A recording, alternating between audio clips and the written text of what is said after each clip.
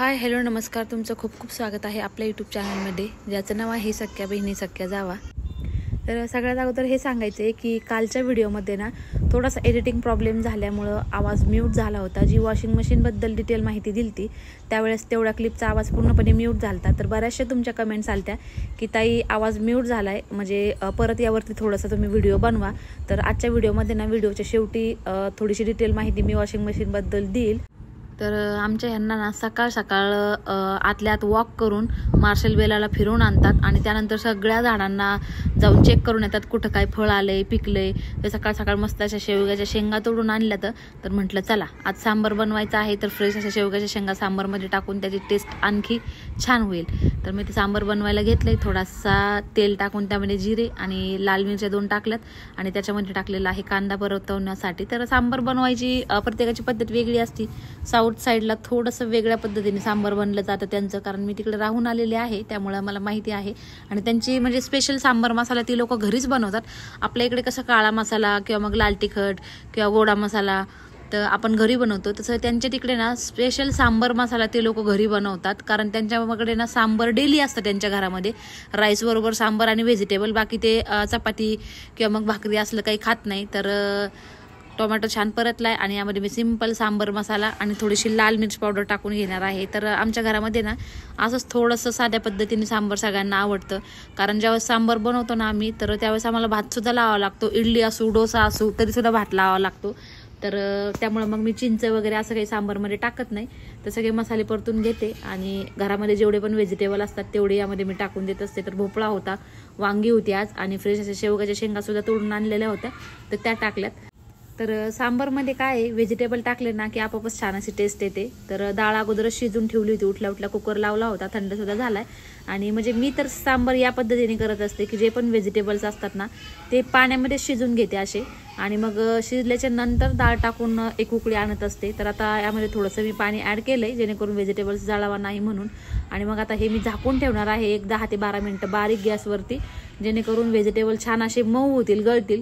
तर डायरेक्ट कुकरमध्ये पण कोणी कोणी करतं, पण काय होतं भोपळा वांग हे एकदम जास्त शिजतं आणि मग काही व्हेजिटेबल जास्त शिजतात, काही नाही शिजत. त्या शक्यतो सगळे जण असंच करतात, पण माझी एक फ्रेंड आहे ती डायरेक्ट कुकरमध्ये सांबार टाकते. तर मग त्या शेंगाचा सगळा भुगा किंवा मग आता ती पाहत असली तर व्हिडिओ हसल की म्हणून तू माझंच सांगते नक्की. तर व्हेजिटेबल छान असे शिजलेत 11 ते 12 मिनिटानंतर आणि यामध्ये आता मी डाळ ॲड करणार आहे. डाळ ॲड केल्याच्या नंतर पुन्हा मी ठेवणार आहे याला 5 मिनिटं उकळी येण्यासाठी. तर सांबार छान असं रेडी होतंय, तोपर्यंत साईडला इडलीसुद्धा मी करून घेणार आहे. तर इडली शक्यतो ना तांदळाची आणि डाळीची मुलं खातात, पण जास्त ना आम्ही रव्याची इडली करत असते. तर रव्याची इडलीची रेसिपी ना इन्स्टंट एखाद्या व्हिडिओमध्ये मी दाखवेल. तर सिंपल असं यामध्ये स्क्वेअर कट केलेला कांदा टाकलाय, 2-3 हिरव्या मिरची आणि थोडीशी कोथिंबीर टाकलेली आहे. सांबार रेडी झालंय. तर आज सकाळ सकाळ ह्यांनी ना थोडंसं गेले होते मार्केटमध्ये, तर मग तिथनं लगेच मग आता हे कडधान्य त्यांनी आणले. तर कडधान्य शक्यतो आम्ही घरीच भिजवत असतो, पण दिसले की ह्यांना दम निघत नाही, काही दिसलं की घेऊन येतात. तर मग उतवळीचं आणलेलं आहे आणि इथं मटकी आणलेली आहे. तर पहा मार्केटमधले इतके काही मोड्याला आलेले नाहीत, खास थोडेसेच असे निघलेले आहेत. आपण घरी भिजवले की किती छान असे लांब लांब अगदी केसासारखे मोड येतात. पण आता आणलेत पण किती 1-1 किलो पूर्ण असं, पावशेर 1/2 किलो पण नाही घेऊन आले. तर मग आता या डब्यांमध्ये मी ठेवते. आता आम्ही तर आज जाणार आहोत मम्मीच्या घरी, कारण जागरण आहे. तर आज आमचं जायचं प्लॅनिंग आहे. तर मग आता इतकं आणलंय तर असे 3-4 वेळा भाजी होईल आता अक्कांची त्यांची. तर मग त्याला असंच फ्रीजमध्ये स्टोअर करते जेणेकरून ते छान असं फ्रेश राहील. आणि एक सांगायचं की आपण आज घरी काजळ बनवणार आहोत. तर आम्ही बऱ्याच दिवसापूर्वी बनवत होतो आणि आता मध्यंतरी डोळ्याला थोडीशी ॲलर्जी, आम्हाला बाहेरचं काजळ लावलं की ॲलर्जी होते, त्यामुळे आम्ही घरीच बनवत होतो. तर एकदा बनवलं होतं, माझी एक फ्रेंड आली तर तिच्या बाळाला खूप आवडलं ते काजळ तिला बाळाला लावण्यासाठी, तर ती घेऊन गेली. तर मग आता खूप दिवसातनं ती येणार आहे मम्मीच्या तिथं जागरणासाठी. तर ती मला म्हटली की येताना प्लीज थोडंसं माझ्या बाळासाठी बनवून घेऊन येतेस का. तर म्हटलं मग चला आज बनवूयात. तर मग आता तुमच्याशी पण शेअर करतो की आम्ही घरीच काजळ कसं बनवतो. तर सगळ्यांनाच माहीत असेल बाळ झाल्याच्या नंतर 5व्या दिवशी किंवा 5वीला आपण असं हे घरी काजळ बनवतो. आणि हे काजळ ना विदाऊट केमिकल खूप छान आहे. लहान मुलांसाठी तर छानच आहे, एकदम बेस्ट, पण आपल्यासाठी खूप चांगलं आहे. आणि असं नाही की हे पांगतं किंवा मग जास्त वेळ राहत नाही, बिलकुल नाही. तुम्हाला मी पुढे दाखवते. पाणी जरी टाकलं ना तरी ते काजळ आपलं निघत नाही, खूप छान असं राहतं. तर पाहूयात आपण कसं बनवायचं ते. तर हे बघा थोडंसं मी इथं बनवलंय, तुम्हाला दाखवते. एकदम इझी, अगदी 10 मिनिटात, 5 मिनिटं म्हणजे 10 मिनिटं सुद्धा लागत नाहीत हे काजळ बनवायला, खूप पटकन असं होतं. तर हे पहा घरच्या घरी अगदी काजळ कसं तयार झालंय, छान डार्क तर थोडंसं मी आधी बनवलं होतं आत्ताच, तर तुम्हाला हाताला लावून दाखवते, यावरती पाणीसुद्धा टाकून दाखवते मी, जेणेकरून तुम्हालाही समजेल की पाणी टाकलं तरी हे निघत नाही. आता आपले व्हिडिओ पाहणाऱ्या बऱ्याचशा आजीबाई किंवा काकू असतील तर त्यांना नक्कीच माहिती असणार आहे की हे काजळ कसं बनवतात.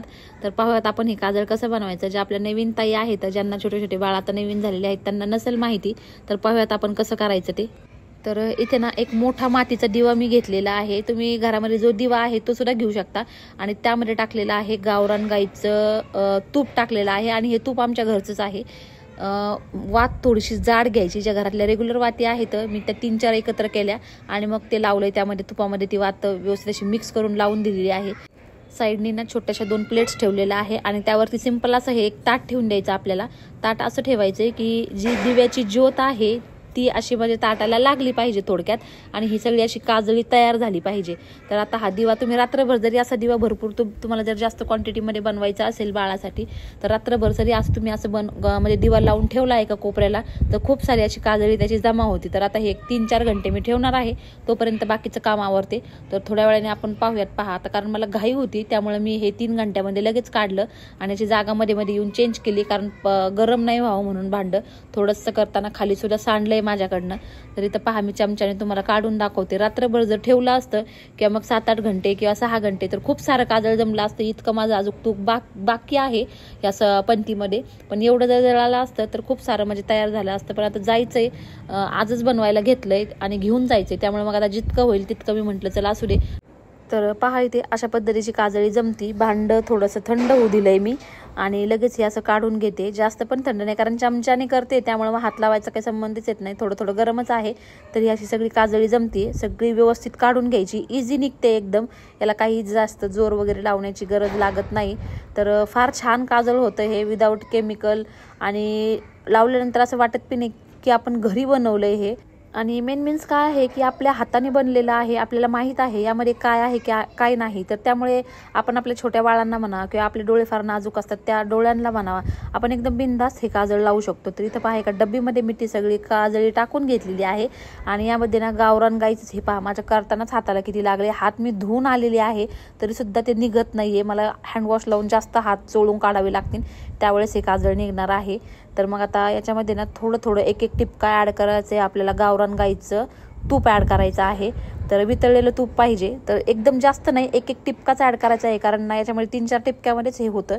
जास्त आपल्याला म्हणजे असं पातळ करायचं नाही, एकदम त्याचा असा गोळा बनला पाहिजे घट्ट, जेणेकरून आपण ज्यावेळेस लावू ना त्यावेळेस इझी असं आपल्या बोटाला ते आलं पाहिजे.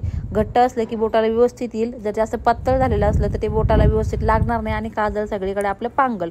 तर एक असं ड्रॉप मी त्याच्यामध्ये टाकून घेते आणि जसं लागन तसं तसं टाकून त्याला हलवून घ्यायचे. तर पुढे तुम्ही पाहतालच कशा पद्धतीचा गोळा झाला पाहिजे. तर पाहू शकता इथे अशा पद्धतीचा गोळा यामध्ये झालेला आहे तयार. आणि म्हणजे काजळ न पांगण्यासाठी ना बाळांना सगळ्यांनाच माहीत आहे, काजळ लावून त्यावरती आपण थोडीशी पावडर लावतो आणि मग जेणेकरून ते काजळ सेट होतं. ज्यावेळेस आपण लहान बाळांना लावतो त्यावेळेस म्हणजे ते इकडे तिकडे पांगत नाही. तर हे पहा झालंय आता, आणि मी तुम्हाला एका काडीने लावून दाखवते हाताला माझ्या. तर खरंच खूप छान काजळ बनतं हे तुपाचं. तुम्ही एकदा नक्की ट्राय करून पहा. तुमच्या घरात जर छोटी बाळं असतील, कोणी आजी किंवा मग एखाद्या छोट्या बाळाची आई जर हा व्हिडिओ पाहत असेल तर एकदा ट्राय करून पहा. बाहेरचं काजळ लावण्यापेक्षा आपल्या बाळाला हे कधीही सेफच आहे घरी बनलेलं आपल्या हाताने. तर याला आता मी एक केसरची डब्बी होती घरामध्ये, त्यामध्ये काढून ठेवलेलं आहे. आणि हे आरामशीर खूप दिवस राहतं, फ्रीजमध्ये वगैरे ठेवायची काही गरज नाही. तर आता काजळ बनवून झाले आणि आता माहेरी जायचं म्हणून मग आता बॅग पॅकिंग चाललेली आहे. तर कुठेही जायचं म्हटलं तर आपल्या लेडीजचं खूप सारं सामान असतं, त्यामुळे मोठ्या बॅग लागतातच. तर वरती ठेवून दिलं होतं आम्ही, शक्यतो कुठं जाणं होत नाही इतकं, तर वरती मी ही बॅग ठेवून दिली ती. पण आता 3 दिवसासाठी जायचं आहे त्यामुळे मग आता ही बॅग मी वरनं काढते आणि मग सगळं सामान भरायचं. तर आता कुठं जायचं म्हटलं की घरच्यांना वाटतं 2-3 कपड्यामध्ये एका पर्समध्ये टाकले की झाले, पण आपल्याला माहिती असतं की आपलं किती सामान आपल्याला लागतं. आणि अशी जर फंक्शन असतील तर मग सगळ्या साड्यांवरचं मॅचिंगच आपल्याला लागतं. तर काजळ बनवल्याच्या नंतर ना डोक्याला थोडीशी मेहंदी लावली आणि मग त्यानंतर म्हटलं चला मेहंदी वाळूपर्यंत ना बाकीचे कामं होतील. तर कॅप घातली होती डोक्यात, पण इतकं गरम होतंय, लाईट गेलेली आहे, इन्व्हर्टर पण उतरलंय आणि मग ते प्लास्टिकच्या कॅपने सगळं घामाघूम होतंय माणूस, त्यामुळे ती कॅप काढून फेकून दिली मी. म्हटलं नकोच ते, असू द्या अर्धा 1 घंट्यात वाळून की लगेच मग केस धुता येतील. तर बरंचसं सामान त्या सुटकेसमध्ये भरलं आहे आणि ध्रुवचे थोडेसे कपडे आणि स्वतःचे थोडेसे राहिलेत तर मग एक्स्ट्रा एका सॅकमध्ये घेतलेत. इकडं एका रुद्राची पण आमच्या घाई चाललेली आहे त्याचे कपडे भरण्यासाठी. आणि आमच्या आर्यनचं काही कोणाशी काही घेणं देणं नसतं, त्याचा अभ्यास भला आणि तो भला, बाकी बाहेरच्या दुनियादारीचं त्याला काहीच घेणं नसतं. एव्हरी टाईम तो त्याच्या अभ्यासामध्ये बिझी असतो. तर आता आर्यनला आम्ही नाही घेते कारण अक्कांपाशी कोणाला तरी ठेवावं लागतं. म्हणजे आर्यन घरी असला की आम्हाला पण टेन्शन नसतं की नाही आर्यन आहे त्यांच्यापाशी, त्याच्यामुळे मग काही इतकं टेन्शन नाही. आणि तो पण याची जिद करत नाही. त्याला म्हटलं की आजीपाशी राहा तर तो राहतं. त्याला म्हटलं जागरणाच्या दिवशी आजी आणि तो गाडीमध्ये ये, तर मग म्हटलं ठीक आहे मम्मी. आणि मार्शल आणि बेला पण घरी आहेत, बदकं पण आहेत, त्यामुळे मग आर्यन, बाबा, अक्का आणि हे घरीच आहेत. आम्ही दोघी, ध्रुव आणि रुद्र, आम्ही इतकेच आलोय. तर मग घेतील व्यवस्थित ते काळजी सगळ्यांची, काय नाही. पण आर्यन असला की आम्हाला काळजी लागत नाही कारण मग हे तर दिवसभर बाहेरच असतात. मग दिवसभर कोण पाहणार, कोण काळजी घेणार. त्यामुळे मग आर्यन आमचा जिंदाबाद असतो. कुठं जरी गेलं तरी आम्ही तो सगळं मागं पाहतो. मग आणि माहेरी खूप दिवसातनं जायचं म्हटल्यानंतर एक खुशी वेगळीच असते. पण इकडचं पण मागचं टेन्शन असतं की घरी काय करतील, काय नाही, कसे राहतील. कारण यांना कधी एकटे राहायची सवयच नाही आहे. गेलं तरी आम्ही असं सकाळ जायचं आणि संध्याकाळपर्यंत किती लेट झालं तरी रिटर्न यायचं. पण आता अशी काही फंक्शन असली की जावं लागतं. त्यामुळे मग आता आलोय आणि सगळं आवरून वगैरे सगळं करून अक्कांना पुढं आता सगळं बरंचसं काय काय त्यांना सांगायचं आहे घरामध्ये कुठं काय ठेवलंय. आणि त्यानंतर जायचं म्हटलं की इतकी सारी तयारी करावी लागती आणि तितकीच आवरावं लागतं. रिटर्न आल्याच्या नंतर सगळीकडे पसारा झालेला. तर टँकर सकाळपासून आज 2-3 टाकलेत विहिरीमध्ये. तर आता हा 3रा टँकर असेल आजचा. तर एक दिवशीची भरून ठेवली विहीर, 3-4 टँकर त्यामध्ये टाकले की मग 4-5 दिवस पाणी सहज जातं झाडांना पण आणि वापरायला पण. तर सगळी कामं वगैरे आटपली 4 वाजेपर्यंत. आणि त्यानंतर म्हटलं चला अक्कांना व्यवस्थित असं सामान काढून द्यावं कारण त्यांना इतकं काही जमत नाही. तर मग आता इथं आम्ही काय करतोय, भिंतीला पेपर लावतोय. तर तुम्हाला वाटत असेल ह्या भिंतीला पेपर कशाला लावताय, तर पुढे समजेल तुम्हाला. कारण काय आहे, अक्कांना ना गॅस खाली घेऊन द्यायचा आहे आम्हाला दुसरा. कारण हा जो ऑटो लायटरचा गॅस आहे तो त्यांना तितका जमत नाही. म्हणजे जमतो पण कधी जर चुकून चालू वगैरे राहिला तर नाही पेटला तर त्याला ते बटन तसंच चालू ठेवतात आणि दुसरीकडचं बटन ऑन करतात. त्यामुळे थोडीशी भीती वाटते कारण त्यांना त्या गॅसची अजिबात सवय नाही आहे. तर म्हटलं इथं स्टोर रूममध्ये त्यांना एक गॅस आणि सिलेंडर साईडला ठेवून द्यावं. त्यांना उभ्याने पण जमत नाही स्वयंपाक. तर म्हटलं असं बसून इथं करतील. तर सगळं सामान त्यांना आता इथंच काढून देतोय कारण त्यांना स्वयंपाकाची ना बरेच वर्ष झाली, त्यांना बिलकुल सवय राहिलेली नाही. आणि ते टॅबलेट वगैरे गोळ्या खाऊन त्यांचं इतकं डोकं चालत नाही. पण असं कुठं गेलं की मग आर्यन, बाबा आणि हे त्यांच्या शेजारी ज्याला जसं होईल तसं बसतात गॅसमुळं आणि मग त्या करतात पटपट असा स्वयंपाक. तर हा जुन्या गॅसची शेगडी होती ती आणून मांडली स्टोर रूममध्ये. बाकीचं सगळं तिकडच्या साईडचं बंद केलंय. नकोच ती रिस्क असं वाटतं कारण त्यांनी एकदा 2दा त्याचा गॅस चालू ठेवला होता पण आम्ही घरात होतो त्यावेळेस. तर मग आता सिलेंडर त्यांना इथं जोडून ज्या रेग्युलर वस्तू लागतात रोजचं मीठ, साखर, चहापत्ती असं सगळं स्टोर रूममध्ये साईडला काढून जातं जेणेकरून कपाटात त्यांना उचकवायची गरज लागणार नाही.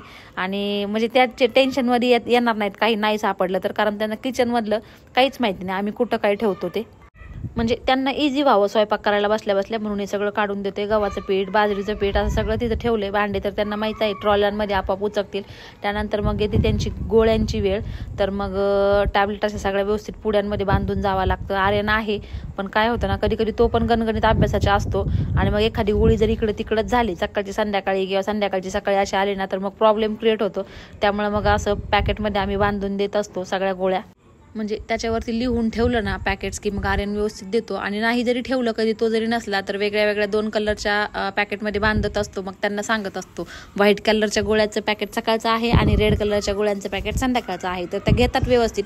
पण आता आर्यन आहे त्यामुळे मग सगळं व्हाईटमध्येच बांधून सिम्पल त्यावरती नावं टाकतोय. मेन कुठेही जायचं म्हटलं ना की यांच्या टॅबलेटचं टेन्शन राहतं की व्यवस्थित कोणी देईल का. कारण एक जरी गोळी इकडे तिकडे झाली की मग ते ना 2-3 दिवस त्याचा प्रॉब्लेम आम्हाला सहन करावा लागतो. त्यामुळं मग त्या टॅबलेटमुळेच कुठंच हालता येत नाही. आणि त्यानंतर मग ना अक्कांची एक ट्रायल घेतली गॅसची. कारण आता बरेच इकडच्या घरी आल्यापासून तर त्यांनी गॅस पेटवलाच नाही आहे. तिकडं तरी होतं तरी कधीतरी त्या बनवायच्या, पण इकडं आल्यापासून तर अजिबात नाही. त्यांना म्हटलं मला एकदा पेटून दाखवा तुम्ही कसा पेटवताय ते. तर मग पेटवला त्यांनी गॅस लगेच. बाई माणूस म्हणजे शेवटी बाई माणूसच असती. किती काही झालं तरी पण आपण स्वयंपाक विसरू शकत नाही, करणं विसरू शकत नाही किचनमधली कामं. तर आता गोळ्या खाऊन त्यांना थोडासा झालेला आहे प्रॉब्लेम. तरी पण असं काही आम्ही असलो नसलं तर त्या करतात व्यवस्थित. स्वयंपाक तर करतात. इतकं काही आमच्या इतकं जमत नाही सगळं जिथल्या तिथं. पण निदान बाबांना, त्यांना आणि आर्यनला व्यवस्थित थोडंसं करून घालतात एखादी भाजी आणि चपाती.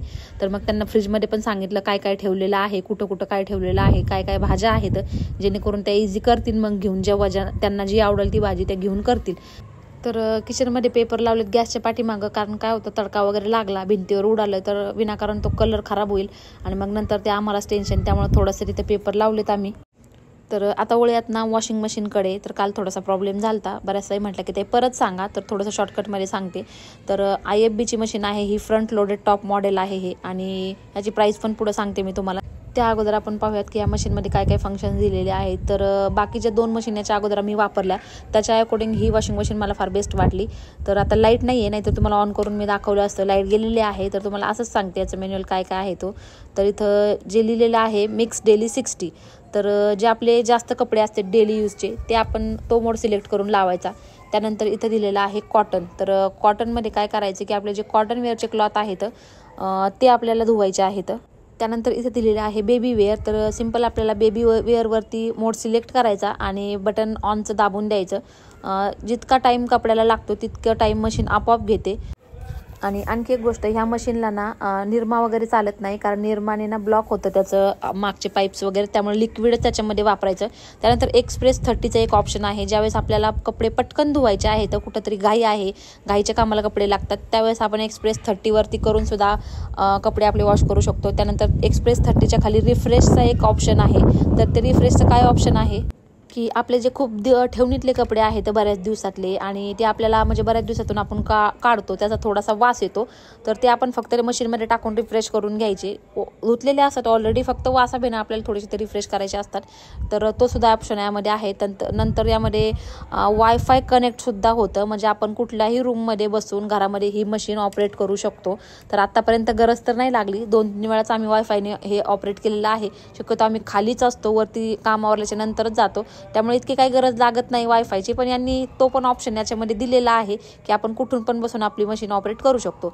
त्यानंतर एक्सप्रेस 15चा ऑप्शन दिलेला आहे. तर तो फक्त त्यामध्ये कमी कपडे आपण वॉश करू शकतो आणि 15 मिनिटात आपले कपडे वॉश करून होतात. त्यानंतर ऊलचा एक दिलेला आहे, उलनचा, जे आपले थंडीचे कपडे असतात स्वेटर वगैरे, त्यासाठी एक सेपरेट ऑप्शन दिलेला आहे यांनी.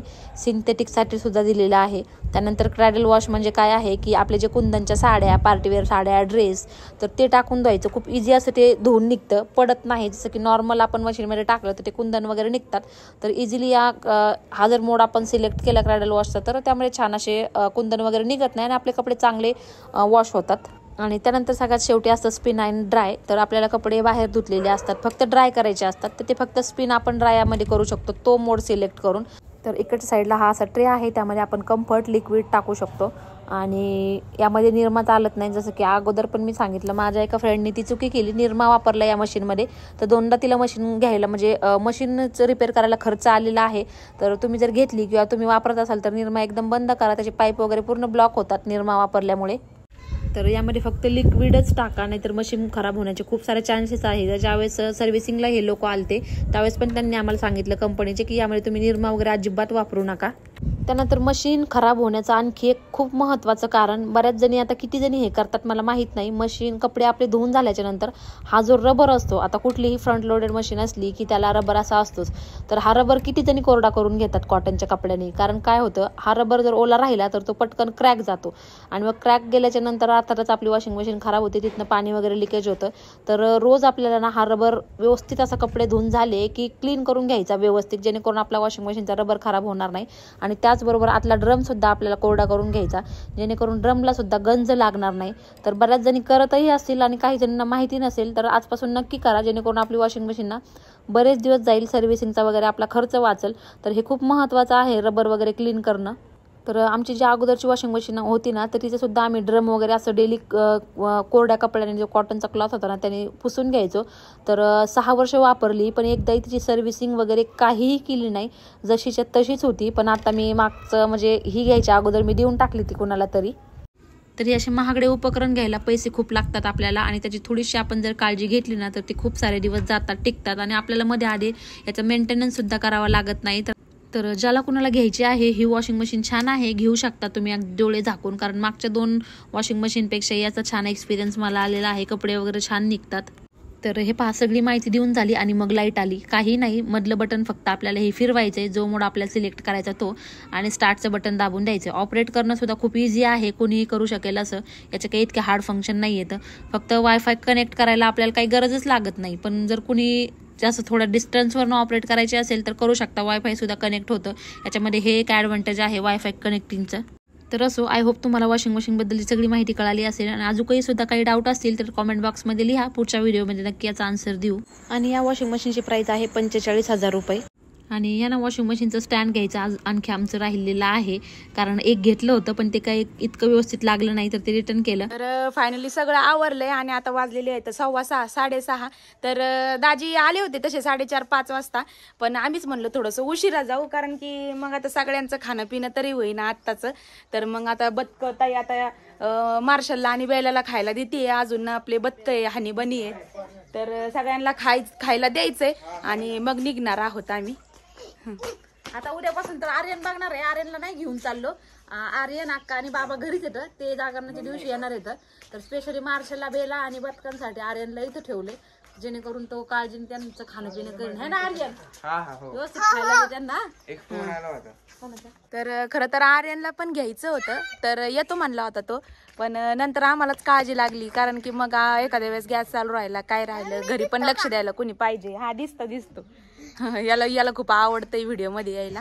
आणि मेन म्हणजे घरी दाजी असतेत नसतेत, त्याच्यामुळे आर्यन दिवसभर घरी असला की मग काही टेन्शन राहणार नाही म्हणून, आणि काळजी राहणार नाही. कारण काय होतं माहिती का, गेलं तरी मग घरची धासच लागेल, म्हणून म्हणलं त्याला. मग तो पण म्हणला मम्मी मी राहतो आणि मग घरीचा अभ्यास वगैरे करील मी. तर चला आता मी निघले होते मंदिरामध्ये दिवा लावण्यासाठी, तर दिवा लावते आणि मग आता लगेच जाणार आहोत.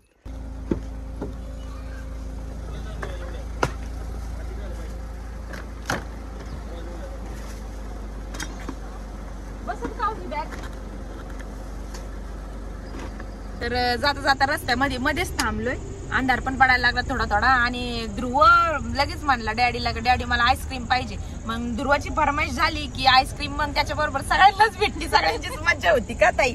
हा, सगळ्यांचा आईस्क्रीम खात खात जाणार आहोत आणि निघलं करून. पण सगळं घरची काळजी नवरोबाचं तोंड झालं एवढं मला करणारच नाही. आत्ता लागल्या हे करायला डोळे भरून आले, कारण आधी कधी आम्ही इतकं जात नाही. असं गेलं तर सकाळी संध्याकाळी यायचं, म्हणजे अगोदर जात होतो, पण आता जसं नवीन घरामध्ये आलो तसं एक पण मुक्काम आम्ही कुठंच केला नाही अक्कांमुळं. तर मग आता पहिल्यांदा अशा फंक्शनमध्ये तर जावंच लागतं, त्याच्यामुळेच बहिणीच्या इथं पण मागं राहिलो नाही, गेलो आणि 11-12 वाजता रिटर्न आलो. तर मग असं काही असलं तर जावं लागतं, पण मग घरच्यांचं असतं, त्यांना असं वाटतं कुठंच नाही जावं, इथंच राहावं. अक्का म्हणतात की नाही जागरणाच्या दिवशीच जा आणि मग जागरण ऐकून सकाळी या. पण आता घरचं असल्यामुळं भावाचे तर रोज फोन चालले 2-3 दिवसापासून, मम्मीचे फोन चालले कधी येतात. आता उद्या जायचं होतं, पण हे म्हणले चला नाही जाऊ द्या, आज घालतो नेऊन म्हणले. हो, कारण की काय ना, आता एकदा जाऊन आलो ना की आता पुन्हा आम्हाला चान्स नाही, कारण की दिवाळीमध्येच, कारण की आता मुलांच्या स्कूल चालू होणार आहेत 15 जूनच्या नंतर. मग त्याच्यामुळे तर म्हणजे कुठं जायला चान्सच नाही बिलकुलच. आणि मग ह्याच कारणामुळे सगळ्यांची म्हणजे आम्हाला इतकं टेन्शन राहतं ना की कसं होईल काय होईल, ह्याच कारणामुळे आम्ही कुठं जात नाही. आम्हाला माहिती नाही अजून.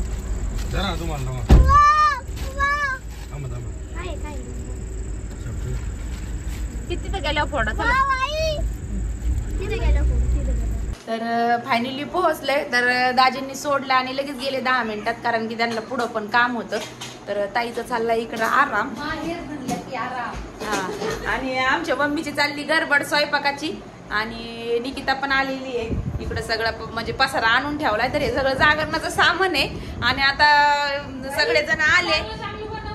काय म्हणते, चांगलं खायला बनवू आम्हाला.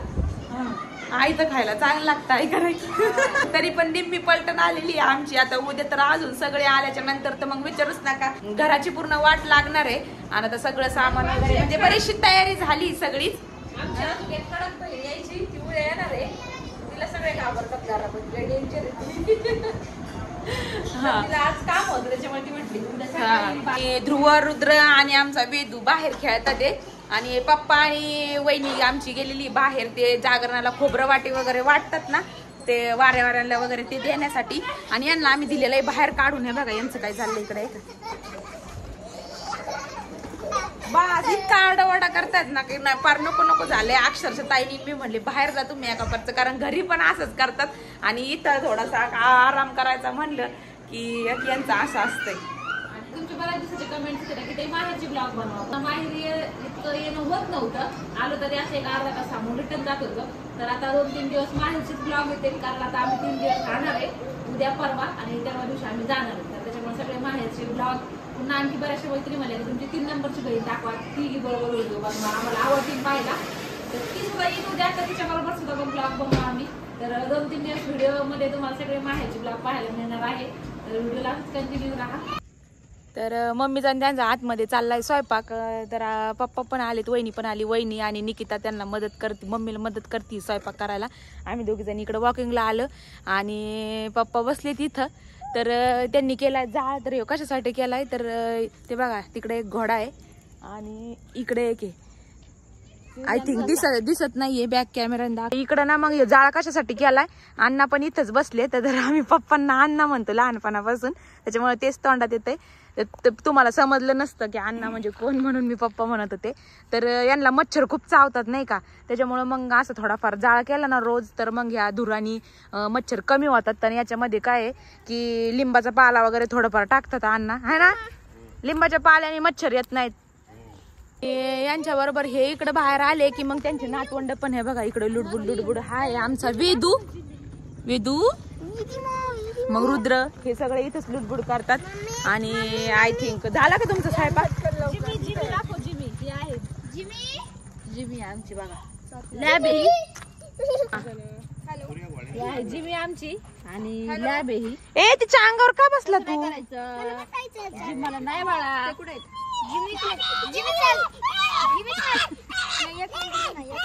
आमचा वेदू असंच तिला येड्यावानी करतो पण काहीच करीत नाही. बाजूला बास रे सावंती. हॅलो जिमो, ए जिम्बा चालायचं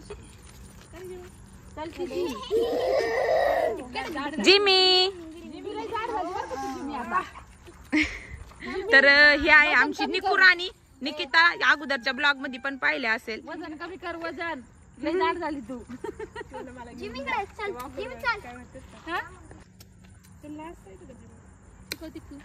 डान्स क्लास घे तिचा, चल तू.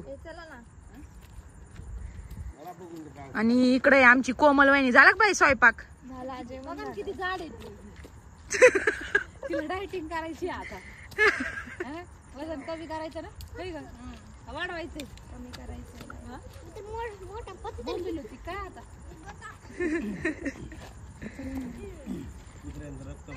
जिमू कुत्र्याला बघा पप्पा तिला कुत्र्यांचं रक्त भरायचंय. हा तिची तब्येतच सुधारायला लग्न झालं तसं तशीच आहे. आणि ताईपेक्षा वयाने खूप लहान आहे, त्याच्यामुळे आम्ही काही वहिनी वगैरे म्हणत नाही, कोमलच म्हणतो. माझ्यापेक्षा माझा भाऊ भरपूर लहान आहे, तिच्यापेक्षा मोठा आहे. तुम्ही मला वहिनी म्हणायला पाहिजे. तू म्हण तिला माहिती का, कोमू वहिनी म्हण. ही म्हणती माझी खूप अपेक्षा आहे, मला कुणीतरी वहिनी म्हणा. आता हिच्याकडे पाहून वाटतं का ही वहिनी वाणी दिसती का. वहिनी वाणी होतो आधी, मग तुला वहिनी म्हणू आम्ही. ओके लवकरच. कधी लवकर. तब्येत काय सुधारत नाही तिची पहिल्यापासून, एवढीच आहे. रक्त भरले होशील का. आमच्या घोड्याचं 1 लिटर जिमीचं, 1 लिटर त्यांचं दोघांचं घे, 1 लिटर हिचं घे. जिंबूचं रक्त भरल्यावर तू जाड होशील ना जिम्मा.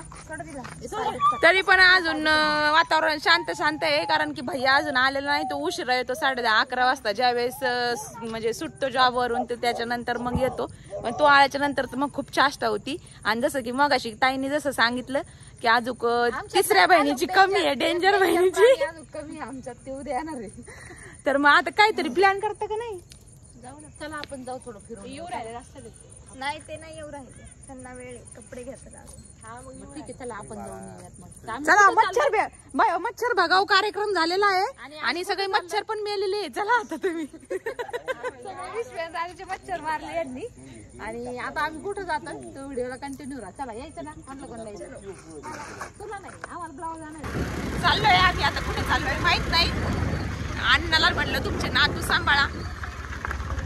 ही पण दोघी जणी पाठीमागे मी चालवे, नाही तर मला दिशील पाडशील तू. कमी घेऊ अजून पण गाडी. हा ना, रोडचं काम चालू आहे, कधी होतोय काय माहिती. संध्याकाळची वॉकिंग चालली लोकांची. तर आलो होतं पाणीपुरी खायला आणि टाइम खूप झालाय, त्याच्यामुळं बंद झालंय शॉप. करायला आलो 1 आणि झालं 1. तर आता पाहू पुढं भेटतंय की नाही, तर मग मोकळ्या हाताने मागं जावं लागेल. तर पाणीपुरीच्या शोधामध्ये बरंच फिरलो, पण पाणीपुरी काही नशिबात नव्हती. आज सगळ्यांचा मूड ऑफ झाला, तर शेवटी आलोय आईस्क्रीम शॉपवर. तर इथं स्टॉप आहे एक, तर इथं सगळे फास्ट फूड मिळतात, पण बाकीचं काही खाण्याचा मूड नव्हता, तर घेतली आईस्क्रीम आणि आईस्क्रीम एन्जॉय करतोय.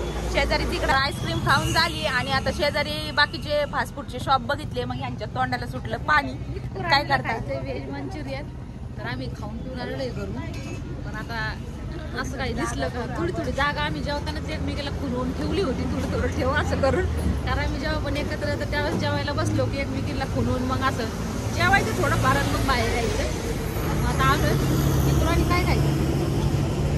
हा मंचुरियन काय खायचं तुला? किती खाते? नवरा नाही द्यायचं कोणी तुला? बरोबर आहे, लय खाल्लं लय जाड झाले, नवरा नाही भेटायचं. बाई खाऊ नको, आधी लग्न करा मग खा. लग्न करून खाती बरोबर नाही, आधीच खायचं ना. नाही पण आजकालची रीतच आहे, लग्नाच्या आधी आणि लग्नाच्या नंतर बराच फरक पडतो. नाही लग्नाच्या नंतर मग माणूस जास्त खाते, भेटत नाही बरोबर बोलली बघा. नाही भेटत, भेटत का पण नाही भेटत.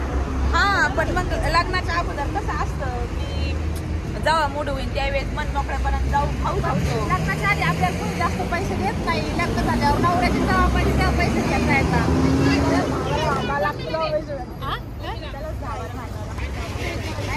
मांडावं लागतं.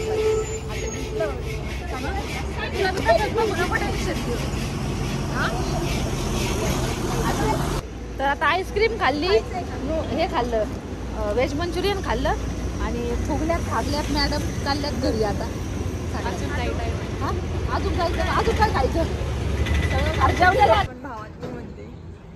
बरं तर घरी जायचं काय घेतात? हॅलो, घरी जायचं. ही बर्गर मागायची किलो भरात 501 रुपये. तुझं पोट आहे चटाक आणि तू अर्धा किलोचं बर्गर मागायची.